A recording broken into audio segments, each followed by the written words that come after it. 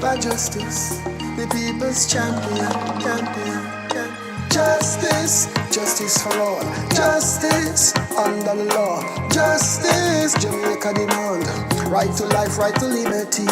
Justice, justice for all. Justice. Happy Tuesday. Welcome to another episode of Let's Start Justice with JFJ's team. My name is Michael Jackson, Executive Director of JFJ. And I'm Jade Williams, Policy and Advocacy Specialist at JFJ. So yesterday we celebrated Democracy in Action. Yes. And my purple has since been removed because I scoured as best as I possibly could yesterday evening. But certainly, we're proud to be voters who exercise that right. But I want to issue caution to those who are shaming others. I only shame my close friends and family. But to the public, I recognize that there are other issues that may not have resulted in you exercising your right to vote. So just want to exercise that caution that you are still deserving of representation. Certainly, you pay your property tax, your income tax, and all of those taxes. So no one should be saying that they're denying you that representation and so on. Neither at the local government nor at the central government, certainly. Absolutely. Yeah? Certainly. You know, I should walk around in JFJ office and look at people's finger. Well. No, I shouldn't. You can report me to ECJ. Yes, could you? I would certainly endeavor to report you. I don't think I'll be violating any procedural rules if I walk around and said office closed yesterday with a purple ink. You know, I saw a question on I'd like to keep my franchise private, thank you.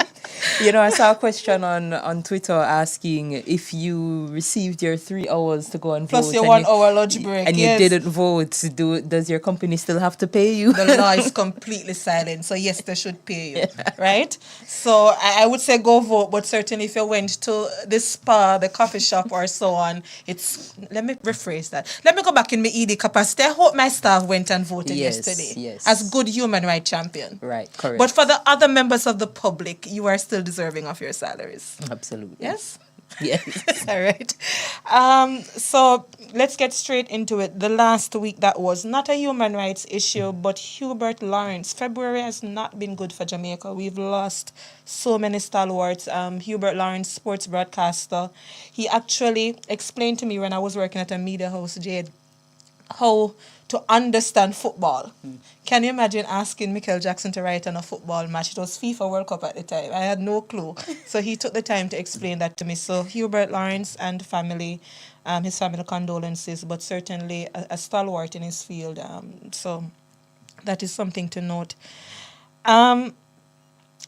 Another month has passed, and we still have no word from the Ministry of Gender around the status of the Joint Select Committee that was promised to us. I think we need to follow up officially if some meeting has been held, but certainly we find it very problematic that despite the comprehensive review that was promised, despite a Joint Select Committee being promised, having waited so long, we have not yet heard anything. So that is something we will keep on top of, and we're just bringing it to the public that still nothing. Today, the legal manager and I should have been in St. James Parish Court hearing the Mario Dean matter. Now, if you remember, Mario Dean killed while in state custody. The matter is now before the courts, having faced delay of almost a decade. Mario Dean, if you remember, he was charged and in lockup for a simple marijuana possession of a marijuana at the time. Something that's no longer that's been decriminalized. No, systemic delays and administrative issues have plagued this particular case. You realize I'm not in St. James. Yes. So another delay has faced this particular matter. And I won't speak much to it because the legal manager, Ms. Richards, is expected to be reaching out to the family and we will strategize a way forward. But certainly, I think it's important that we preemptively and preliminarily bring something to the public that this can't continue.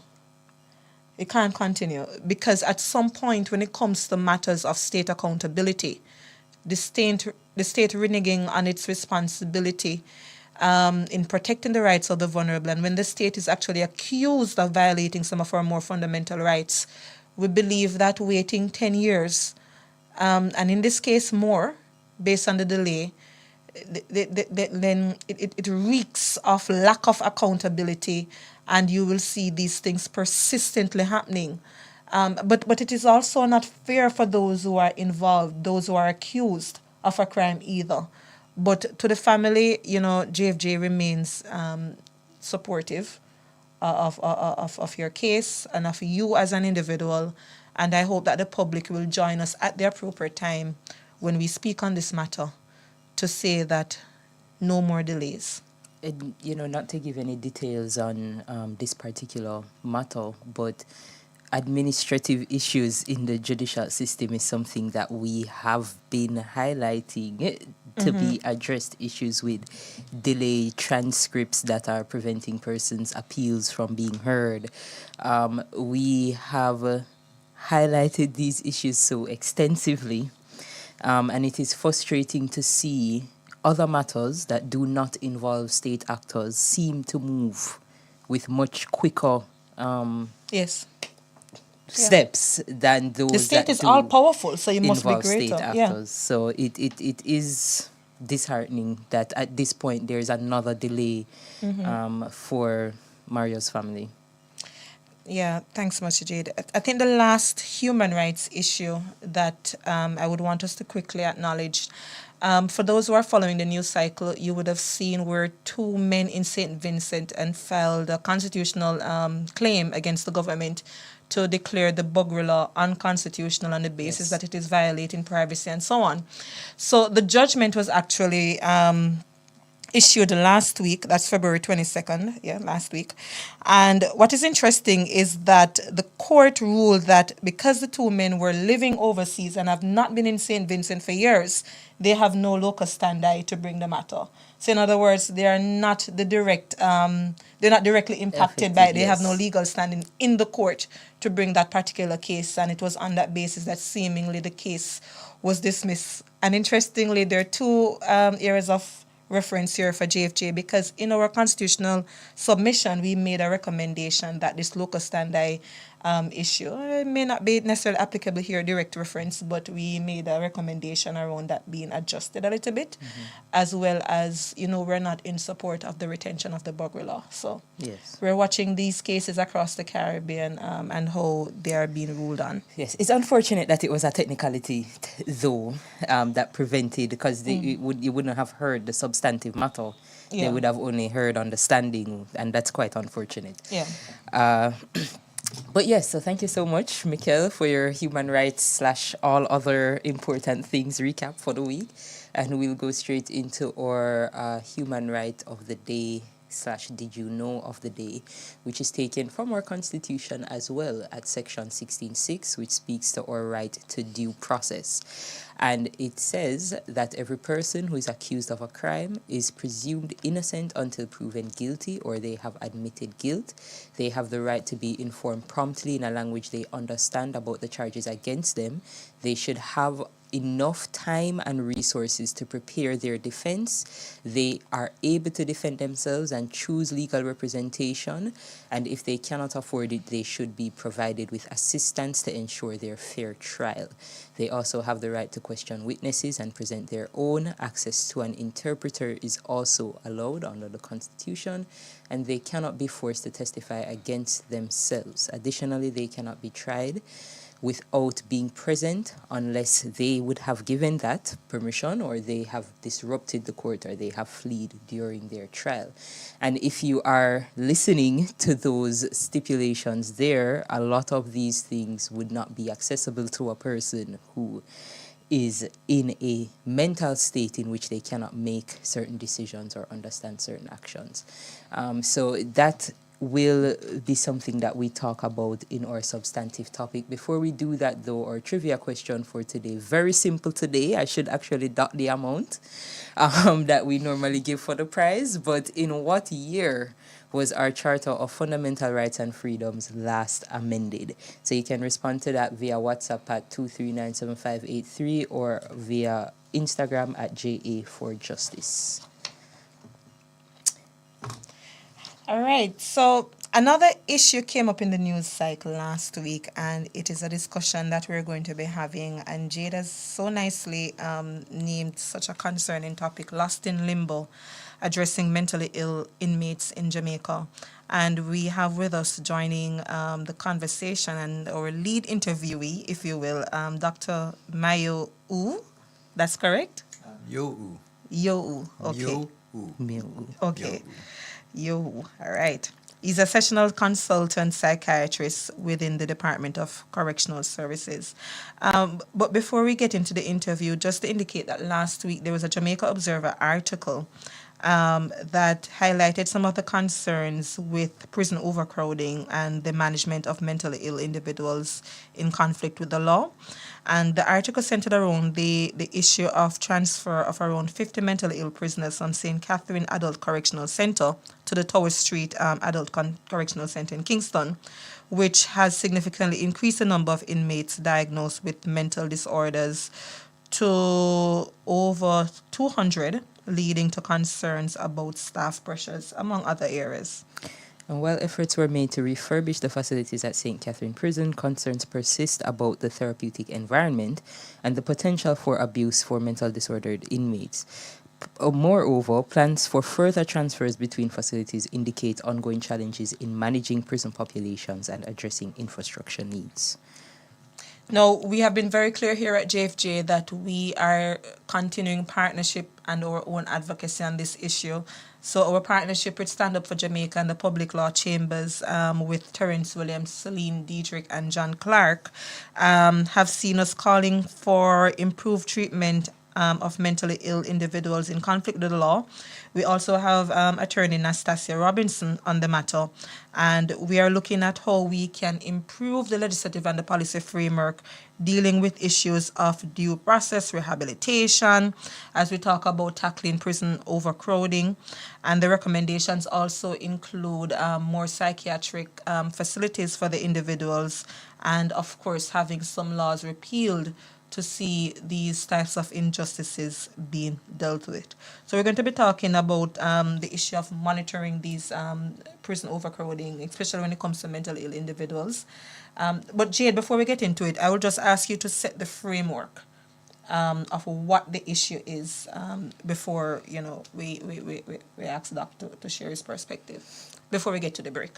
Well, certainly from JFJ's standpoint, one of the challenges that we've seen, and it didn't start with this, but this case highlighted it quite intensely, was that of Noel Chambers, where we found that persons who have been deemed unfit to plea are being held at that time at the Governor General's pleasure, should have been transferred to the court's pleasure from the inquiry into that matter with Noel Chambers. But essentially, those persons that are being held at the court's pleasure in these correctional facilities are supposed to be monitored in a certain way that would ensure that they are constantly evaluated, that they are given therapeutic treatment so that they could be brought to such a place where they may be fit to plea and go through their fair trial, or it will be determined that that rehabilitation is not possible and other alternative orders will be made for them to be dealt with, but those orders would not involve their continued stay in the correctional facility. Now, the challenge is the persons who are in correctional facilities, a vast majority of them are not trained to deal with persons with mental illness, and therefore the treatment that the persons with mental illness end up receiving can be rife with human rights violations. So with the work of the Public Law Chambers in collaboration with JFJ and Stand Up, we would have seen persons being released from these facilities as it would have been determined that the rehabilitation needed for them to go through trial was not possible. Mm-hmm. There are several other points on this, but we'll take the break, and when we come back, we'll discuss some of them with Dr. Wu. So we'll take the break. Imagine your advertising dollar reaching your Caribbean and diaspora target beyond borders in a single rotation. It happens only on the bridge. Call now to advertise 876-669-5000. Tune in, log on and download the Bridge 99 FM app on your mobile device or tablet from the Google Play Store or Apple App Store. That's the Bridge 99 FM, all one word, in the Google Play Store and Apple App Store. The Bridge 99 FM, Caribbean vibes amplified. Download now. At MOJ, Ministry of Justice, come access quality service to keep order within the nation. We facilitate good relation, legal aid in your pocket. A little is child diversion for you to need expertise. Victim service, we help you cope with grief. Restorative justice, build back the peace. No matter where you come from, how we say justice for all Jamaicans. MOJ, Ministry of Justice, come access quality service. MOJ, taking justice to the people of Jamaica. It's the Bridge 99 FM. The people's champion. Our mission is love. Our vision is love. Jamaicans for justice. The people's champion. Justice. Justice for all. Justice. Good afternoon. Welcome back to Let's Start Justice. Dr. Yohu. Can I just say Doc? Because Do you just say, yeah, that's okay. thank you so much. And my sincerest apologies. I'm trying, but I hope I'm not offending at all. No, that's okay. Thank It you happens so all the time. Yes. All right, I feel terrible. But could you just paint the picture for us? Because we've been following the case for those who read the media report. So this was quite shocking and disappointing, this particular development. What is the overall concern for those? And before you answer, just to lastly point out, just to bring it home to people, you have individuals in prison who may or may not be mentally ill, depending on well, I may not say mentally ill, depending on medication and so on. They can, receive treatment and lead normal lives. But in any event, they've not had a day in court at all for some of them, some as high as 40 odd years, which means they would have served prison sentences longer than those who perhaps went through the court system and were found guilty. So just to put that in context for our listeners. So over 40 years, sometimes 50 without ever having a trial at all. What is your overarching concern, Doc? Well, this is a big topic, so I would say. First of all, I'd like to say that it is very unfortunate that mentally ill offenders are inside the prison. They should not be inside the prison at all. They should be in the hospital setting.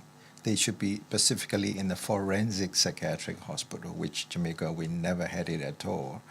I learned that up to 1975, there is a ward at Bellevue Hospital, and that was operational until 1975, until a big fire destroyed the building. And then that ward was shut down, and there is no attempt to reopen that forensic psychiatric ward. And then that time, a number of persons who were under Governor General pleasure were sent to Tower Street Prison. And since then, we have mentally ill offenders are coming to the prison system, so which is very unfortunate. If you look at the number of the people coming in now, we still keep coming up to these days because until that time, there are a number of policy change, even the Ministry of Health, and we had a Mental Health Act 1997, and then now the Bellevue Hospital in the past was the only psychiatric institution for the island-wide for both inpatient and outpatient. That's for acute, subacute services and chronic long-stay services. Now the policy has changed now that Bellevue Hospital now is going to be divided into two institutions. One is that one smaller modern neuropsychiatric hospital, which is only 100 bed. And the other section of the Bellevue is going to be transformed into adult care facilities. The reason why the government have decided with the policy to develop this adult care facility is that these people are abandoned because they are there for a long time. I think they said what, over 600 social No, cases? it's not over 600 so far. Right now, I think close to 500 Okay. people are there. They are abandoned by the family. They have been there for a long time. Some have a limited number of family support, but some family at this point cannot be able to accommodate back there at home. And a smaller number have relatives abroad, living abroad. So they receive like once a year visit when they come to visit the island overseas, and they come and meet their loved one and so on. So that's how it is now. So therefore, there were attempts to make this the population to be discharged, and also that that our system we don't have enough nursing home, and also our infirmaries are not that capacity in terms of infrastructure as well as the trained personnel to deal with effectively with these mentally ill people. So therefore, now the Ministry of Health have decided to have this policy, adult care facility. It's a form of a mental institution to provide therapeutic environment as well as for rehabilitation, and eventually we hope that these people will be transferred to the community so that they can live, as free citizens at all. So with all these things now, when the Bellevue is downsizing, and then our policy of the Ministry of Health is that, because I just retired from the Ministry of Health last year, July, as the senior medical officer post from Bellevue Hospital. And our policy is that now we want to open psychiatric ward in the general hospital, island-wide. And we want to develop the community mental health services, and so that anyone, one other thing is that people who have mental illness have a stigma. Yeah. Yes. So if you have a mental illness in the past life, you have to go to Bellevue to get treatment. So when you go to Bellevue now, people try to label Bellevue as a madhouse or a big yard or whatever. So therefore now the stigma is there. So therefore the based on this policy change now, we want to do decentralization policy. Meaning that if you have a mental illness, you don't need to go to Bellevue, but you need to attend nearest health center, community mental health clinics to get treatment. And also at the same time, we want to do deinstitutionalization. Services are not centralized at Bellevue, but across the island-wide, that area that you want to keep it that way. So strictly speaking, because if we have all these programs, simultaneously happen, that means you have all the psychiatric ward available in the general hospital island-wide, as well as community mental health services, along with the crisis response team. There would be, if we have impeccable services in the community mental health system and the psychiatric bed readily available for any acutely psychotic people, there should be no or zero psychiatric patient who committed offenses and come into prison at all. So therefore, if you want to look at the scope, the whole scope of that now, why the numbers are coming to the prison system. Because I have a question at the appropriate time in terms of the number of psychiatrists within the prison facilities versus that decentralized recommendation that you're making, and whether or not that decentralized approach would still have the sufficient human resource to meet the needs. See, I can give you a kind of a period like, say, 3 periods, like before 2005, that is before the Criminal Justice Administration Act amended. Yes. All right. That I'm sure you are aware that Criminal Justice Administration Act was amended in 2005, which replaces Governor General pleasure to court pleasures. Right. Before that, I think the prison system has only like 2 psychiatrists. One permanently employed psychiatrist, and one is a sectional psychiatrist. Right. Between 2005 and 2010, that is the Nova Chamber time, and the prison has the one consultant psychiatrist and about 3 sectional psychiatrists. So about 3 or 4 psychiatrists available. But then after 2010 now, there is a dramatic increase in the budget, as well as because the case Nova Chamber push in a way the policymakers, so that there's a budget readily available to increase the human resource. So therefore, this time we speak, we have 4 permanently employed consultant psychiatrists and 3 sectional psychiatrists. So a total of 7 psychiatrists, consultant level psychiatrists are working for the prison. Yes. All right. And we have one mental health officers, and employed, permanently employed. We have one senior psychiatric nurse permanently employed. We have 4 psychologists.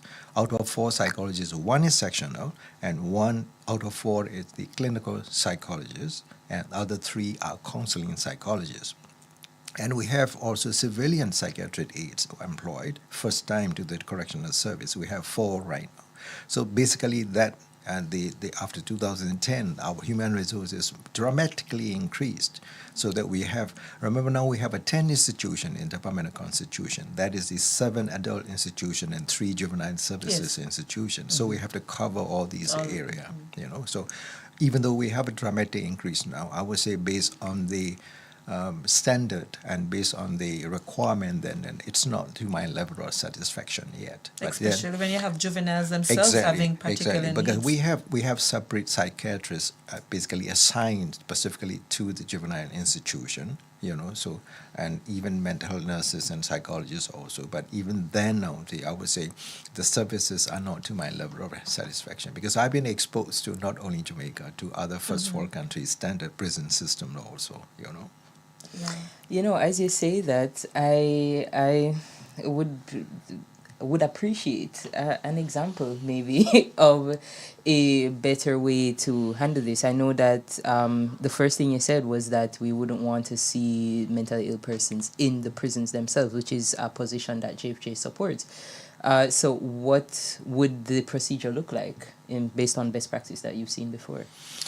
Well, the best practice basically should be, because that should be, I think, as I say, if we have impeccable services of community mental health services, if we have psychiatric bed readily available in every general hospitals, and also if we have any supported services, including not only psychiatrists, but the psychologists, social workers, occupational therapists, occupational therapy centers, and also the crisis response team, as well as the mental health response team, as well as the police officers, because that in Jamaica, and when we have psychiatric patients like getting boisterous and called crisis, and sometimes mental health officers have to request for the police personnel, and as well as and the police fire not brigade, coming together. well as fire brigade. That's how our patients are behaving sometimes. So therefore now, and if you notice that also Mental Health Act, and Section 15 of the Mental Health Act also gave the power to the police constable, so the police constable, without any mental health team, can assist that mentally ill person to apprehend and take into the psychiatric clinic or hospital for checkup, and within 30 days the officer have to write the report, and so there everything listed there too, So therefore, it is a more of the comprehensive approach, responsibility of different groups there to prevent mentally ill to come into the prison or to become the offenders. That is the first step, though, so that if we can achieve that part, and we have less people coming to the prison system, and we have less, things like we need to discuss today about, infrastructure challenge and other things inside we are facing, inside the correctional facilities. All right, we are up on the break, but there are a couple of things I would want us to touch on in terms of the population size. Our report had over 300, not our report, Indicom's report had over 300, I think 313. So it would be good to know the breakdown of where the mentally ill prisoners are located, and to see whether or not the human resource that you mentioned earlier is sufficiently meeting the needs, and whether or not you can shed some light in terms of the status of review of all of those prisoners. So when we return, we pick up with that particular discussion. Okay. Hungry for deals? Get the new Crunch Sandwich Combo from KFC for just $600. A finger-licking good deal. The time by KFC is 1:30. Capital Betting is the only independently licensed bookmaker in Jamaica. We offer win, place, show, exacta, quinella, and many other types of betting options. Capital Betting even allows you to bet just one horse per race. That's right, you can buy just one horse to place. No need to pad your ticket if you don't want to. Capital Betting has over 21 locations island-wide, with more coming soon. We're open from 7 a.m. until the close of the last race, with instant payouts on all bets. Visit us today. Capital Betting, the better bet. Must be 18 or older to play. Play responsibly. JampJA.org. Mind the business JA with Jump Online. Are your business? Fi keep your government in line. Use the MP tracker. Fi watch how them a move. The account a meter help them improve. Take action. Use the jump tool. Track your MP cause they work for you. Mind your business JA with Jump Online. Let's monitor government at JampJA.org. Funded by the European Union and the UK International Development. New crunch sandwich from KFC. Great flavor, great price, it's for me. KFC signature, hot and spicy. Chicken with the lettuce, mayo, fries and Pepsi. We've got you covered when you're hungry. The new crunch sandwich from KFC. We've got you covered when you're hungry. The new crunch sandwich from KFC. Hungry for deals? Get the new Crunch Sandwich Combo from KFC. A small hot and spicy chicken sandwich with lettuce and mayo, plus fries and a Pepsi for just $600. Also available in barbecue. A finger-licking good deal. KFC. One love, one art, one Jamaica. On the Bridge 99 FM. The people's champion. Our mission is love. Our vision is love. Jamaicans, by justice. The people's champion. Welcome back to Let's Talk Justice. We are addressing mentally ill inmates in Jamaica, and we are joined by Dr. Wu, sessional consultant psychiatrist at the Department of Correctional Services. Before the break, we wanted you to firstly maybe give us an update from Indicom's report on mentally ill inmates. We saw 313 persons as inmates. So wanted to know, how does that number look now that you've had these increased resources? And we spoke about what our comprehensive plan would look like, but considering where we are, what are the first steps from this position to improve the condition of those persons who are in custody now? Okay, and if you want to have the improvement of services, there are a number of issues that we have to address. Number one is the infrastructure issues.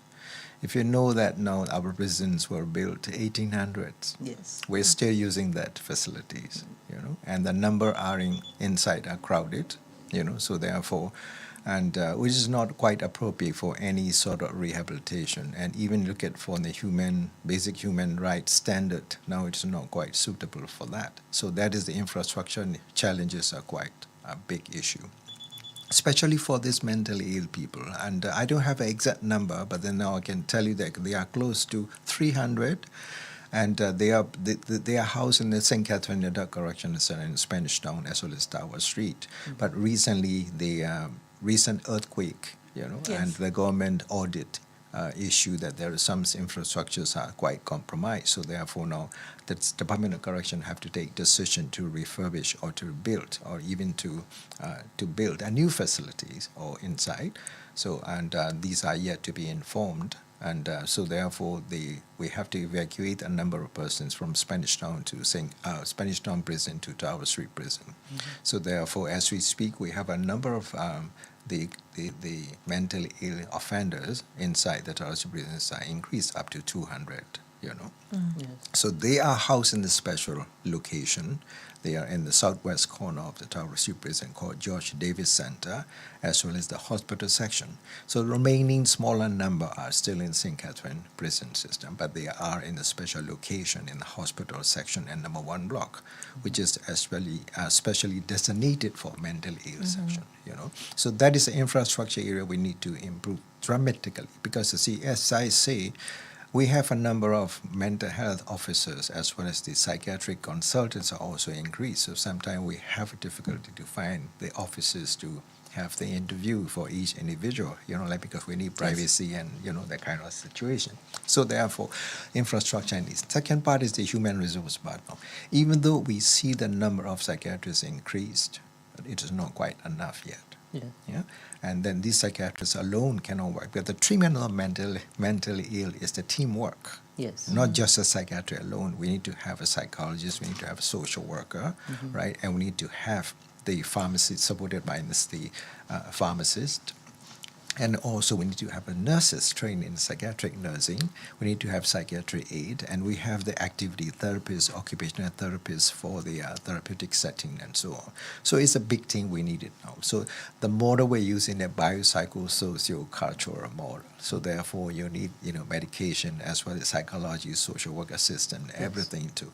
We especially need social worker services also in the prison too, because many of the persons are sent from a different part of the island, so they've been disconnected with their family members. Many of them are not being seen family for quite some time.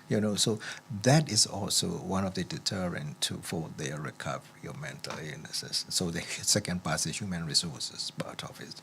Another part we need to get is the policies and the attitude change now.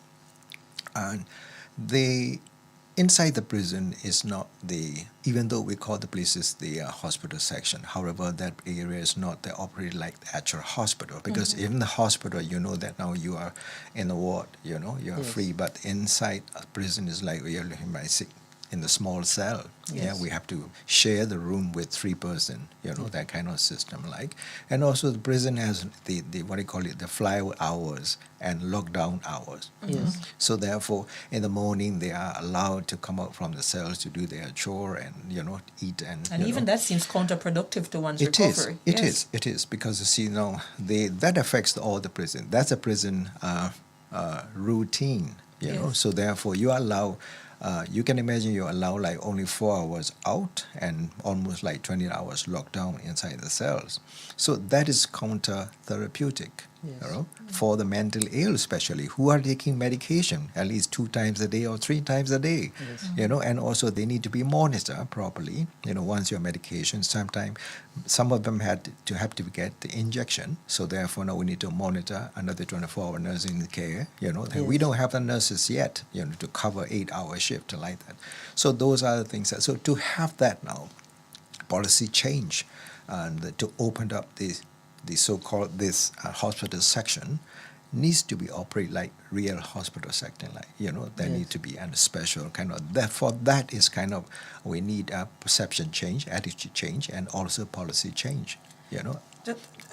Two critical questions from me. You intimated at it earlier, the forensic psychiatric facility that was promised in that report by the Minister of Health in the Indicom report, not the Indicom report, following the Noel Chambers, that report that was developed. Can't remember the name of it now. That was promised. Are you able to shed any light? Do you have any insight on that?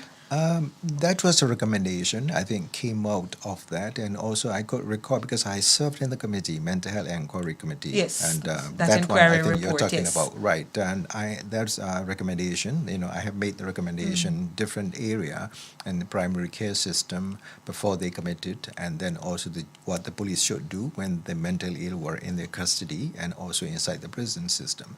But then until now, I think there are a number of the meetings and the discussions were held by both sides of the aisles, I would say, both political parties when they're in power to have this forensic psychiatric hospital. But so far, we haven't seen any of the solid plan yet, So that is the situation at this point.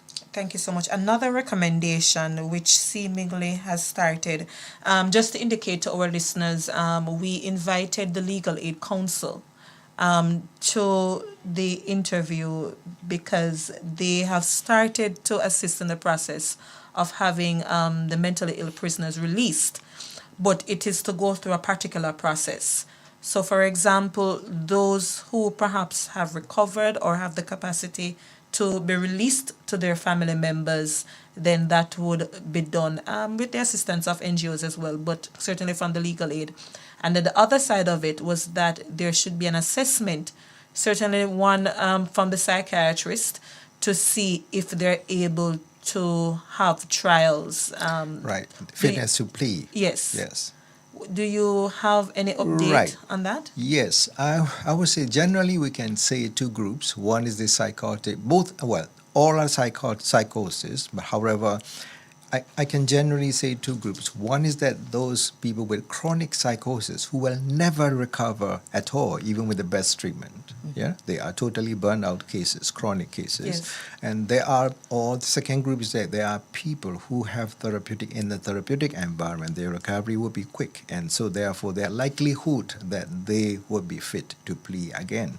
All right. So either category, and they need legal representation. Yes. So in that case, legally counsel, and in the past, like Independent Jamaican Council for Human Rights, people coming in and to represent them. So by law, this Criminal Justice Administration Act, Section 25, you need two psychiatrists need to certify if the person is found unfit to plea. All right. So in that case, now both psychiatrists need to provide a comprehensive psychiatric report. Yeah.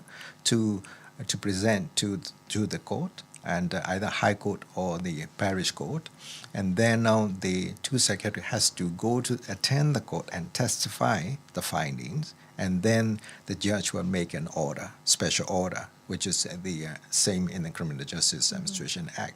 So in that case, we have to do. So we are quite busy at this point, we can say that, and the number of requests to received now are increasing every day, and our psychiatrists are quite busy attending courts all the island now, and but here again, what I see also that sometimes there is what I like to see though is a cross training between the psychiatry and the legal system, because in the past I could recall when my late friend Nancy Anderson was alive, and we used to travel around the island and train, and the clerk of the court and and private law chambers and stuff like that how to request their comprehensive psychiatry report and so on.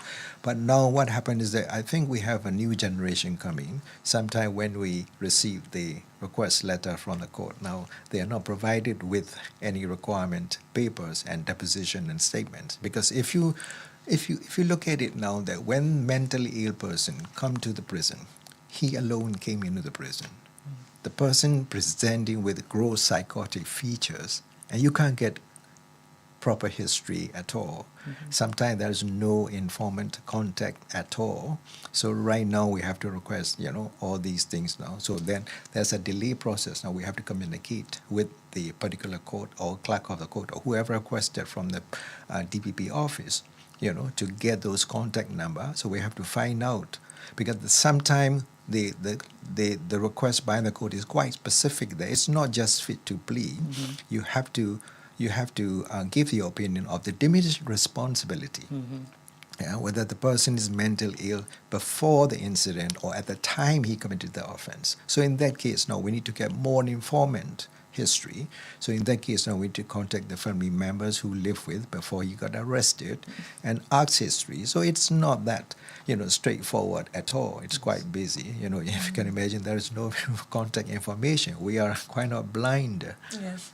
So then we are quite busy calling different family members, our request and so on. So the report is quite some time takes to. So right now our report, comprehensive report, if you requested, the court requested now, it's about 6 to 8 weeks to complete that, because sometimes we need to do serial interviews. Because the person cannot be quite consistent, one history, one interview, and the person gave you one type of history, another interview is another history. So therefore, everything needs to be recorded, because we need to have a very fair trial for this person, so that kind of system, so we have to do. So it's quite busy at this point, for all the psychiatrists inside the Putava Street. It's just interesting that because we have cases here at JFJ that we've supported where there's a recommendation that this individual can go home to families. The families are quite open to receiving the individual, but some hiccup happens in the system and years pass before anything happens. So, just generally what last recommendation you would The challenge for those individuals to go home is basically, I don't think, in my experience, rests in the Department of Corrections, because we provide timely report, 6 to 8 weeks, and we attended courts regularly. But the issue is that the court and the legal aid council have difficulty to find appropriate places for them. Sometimes the family they don't have a capacity to accommodate them. Sometimes there is not much nursing homes to accommodate them. And as you know, that Bellevue, by the policy, will not keep or admit them at all, right? So therefore, in that case now, even after the judge ruled that under court's pleasure, the judge have no choice to send them back to prison. So that is very unfortunate part of it. So I like to see in the future that more facilities outside. It's not the hospital, but the halfway houses or supervised living places for the forensic piece. Because you see, I've been exposed to South Florida system. So what happens is that if you have a forensic psychiatric hospital you have different grade, maximum security, medium care security, and low care security. So you grade it down from low care facility hospital to the community group homes before they are actually sent back to their loved one. So that kind of system, like they should have it here. So I think the best way to go forward in the future is that the government should operate this kind of the assisted care living facilities and supervised living facility along with private-public partnership. I think that should be the best way to go forward. All right, great. Thank you so much. We appreciate your joining us, and I can tell you, you've given us much recommendations here at JFJ, and with our partnership with Stand Up and the attorneys, we will continue to provide the legal support and the public advocacy. Right, you're welcome. I appreciate you. Right. All right, we take the break and then we close out the show. Yo, dancehall can't start when the money must shut the content. Right. Introducing the Bridge 99 FM Dance Hall Chart Show. I are the one and they are what? All about our weekly top 10 music countdown, our Bridge Spotlight featuring artists and music producers, and our chat with the Bridge Jocks and music director. We bring you in on the action. Just send your videos every week for your favorite artists on the chart in our Fan Affair segment. Do it WhatsApp 876-551-5782. Jogger! It's new, it's authentic, it's trend-setting, and only on The Bridge 99 FM Dance Hall Chart Show, hosted by Shell. You know the vibes this Friday at 1 p.m. at the wickedest thing since dancehall. You know the thing go, we're bringing the vibes to the where, to the what, to the world. This and every Sunday, 2 to 6 p.m. It's Sound Selection with Jack Scorpio. We're about to take it back.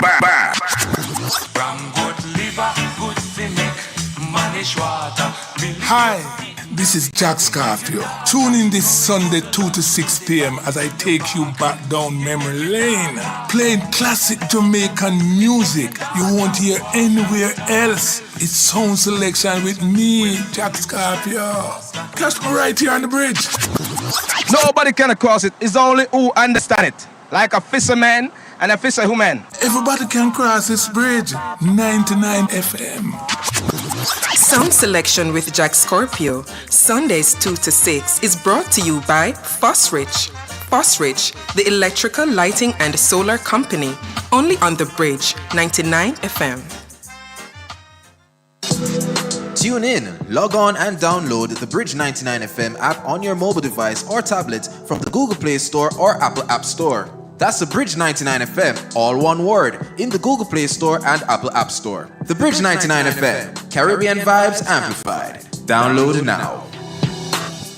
The Bridge 99 FM.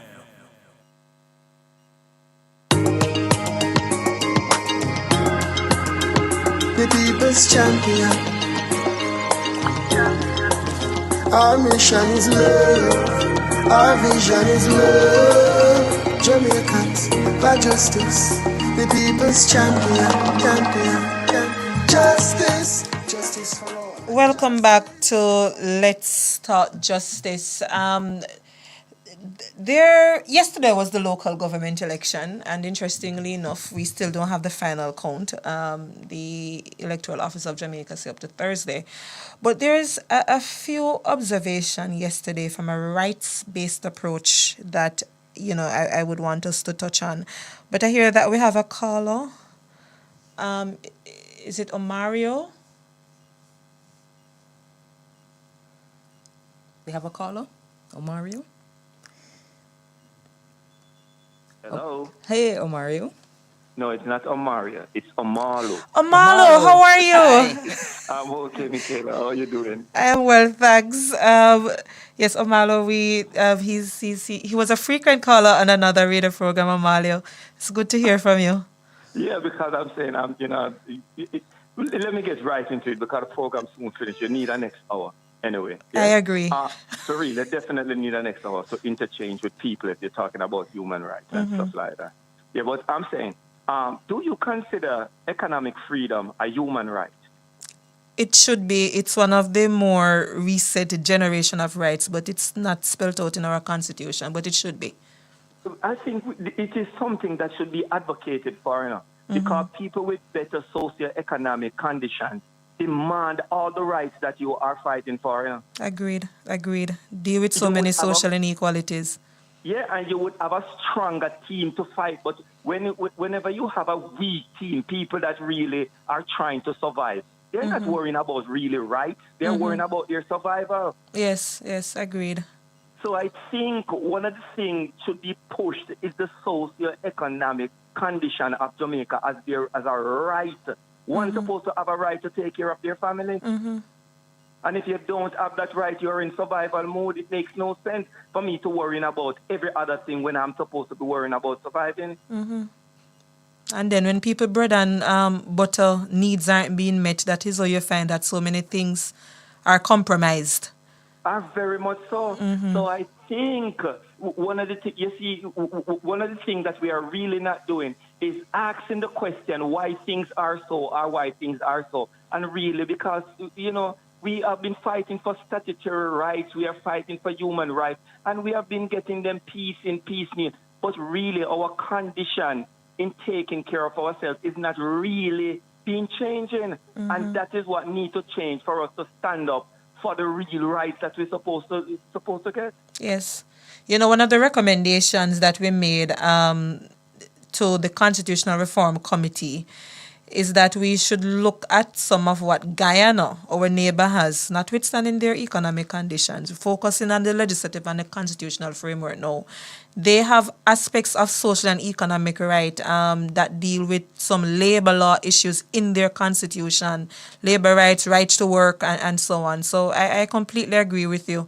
Economic freedom, political freedom without economic freedom is no freedom at all. Yes.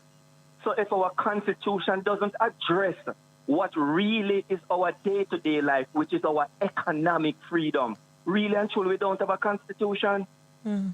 We just have a document, put in place for how the government to run. And that is why the people are taken aback from this old political system, because the system, no matter who you put there, it's going to fail us because it's the system they're working by.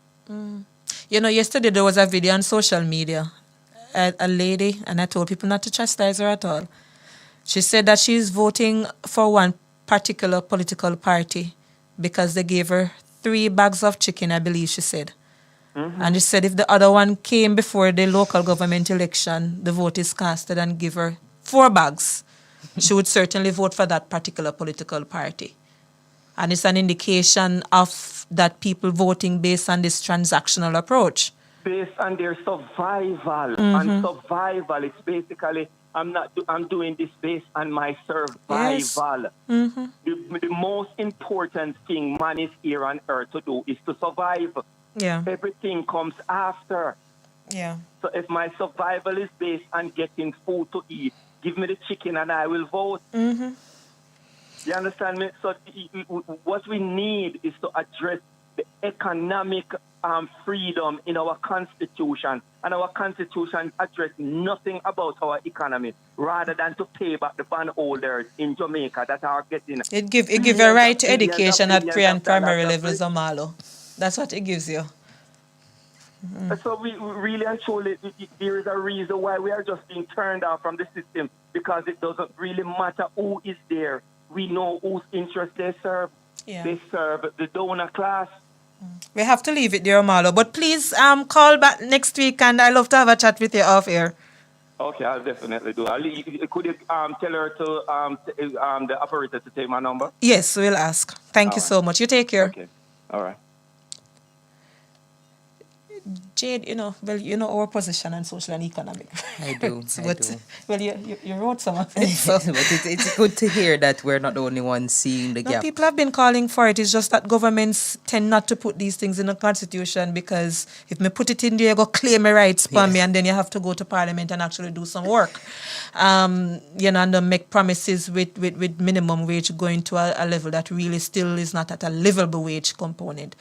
But just to quickly say, yesterday when I went to my polling division in Portmore to vote, we now have a Disabilities Act, and there are provisions that the EOJ, the Electoral Office of Jamaica, would have put in place. Now, having stood in line, we observed several people. Some are elderly, some are older folks, some with disabilities. Absolutely no provision by the Electoral Office to cater to the needs. Now, naturally, some of us started making recommendations, move things around. The response of one of the officers, we should negotiate among ourselves who we want to move ahead in the line. We said no. At the very least, some chairs should be placed in an area where these individuals are not in the sun standing up for a long time. Mm-hmm. Anyway, we continue to advocate. One of the seemingly senior officers came out. A young man spoke to him. He started shouting, "If you're too sick for turn up, turn in your yard." I was in complete shock. Of course, I made a report officially to EOJ. But I've never seen this. And you're telling me that we should negotiate who moves ahead in the line, when you should have a reasonable system in place to ensure that the more vulnerable among us still exercise their right to vote. Very concerning, and I hope when the next election comes, constitutionally due next year, September, this doesn't happen. But another area of concern, Jade, I'm not sure if you saw CAFE, Citizen Action for Free and Fair Election, who has been around since 1997, who has achieved observer status. Yes. And for those who don't know, an independent observation of our electoral system is critical to democracy. Yes. You used to have agencies like Carter Center from overseas coming to look at making sure that we are cast the vote right, stuff no ballot and so on. And Jamaica has moved to a stage where you can have a local entity doing that. You know how big of a deal that is for democracy? Absolutely. And CAFE, Grace Baston, the new chair, indicated yesterday that close to 40 of those independent observers were asked at some point to leave the polling divisions, and at some point they were not able to also observe the final vote count. I trust that the Electoral Office of Jamaica will fix it. Jamaica has come a far way in the maturity and strength of our democracy, and something like independent observation of our electoral processes on the day of an election is too critical to come in any disrepute. So looking forward to that particular fix. Indeed. Well, Mikkel, we are at the end of the show. Yes, and just to say, 2 staff members sent their purple finger. Oh boy. And I knew one voted before because they were an election worker. I shall remain comment-free. So that's 4 of us. Hit me up next year, September. So you declare by own. So draw your own. You see? Involuntary disclosure of your own thing. And that's all the time we have? No, you don't. You don't say who's the winner yet. Is he rushing off here? Okay. So Asasaji has won again. Okay. This week. The answer for the question was 2011. That was the last time that our Charter of Fundamental Rights and Freedoms was amended. So, as Asaji will reach out to you via DM. Yes. Thank you all so much for joining us. I am Jade Williams. And I'm Michael Jackson. See you next week. Jamaicans, by justice, the people's champion. Justice, justice for all. Justice under the law. Justice, Jamaica demand. Right to life, right to liberty. Out of many we are one in a Jamaica. Make it a better place for the boys and girls. Created equal by the creator. For equal rights and opportunities. No to unlawful detention and police brutalization. Class, gender, race or religion. We not tolerate discrimination. To join the fight against injustice, contact us at 755-4524 or JamaicансForJustice.org. The people's champion.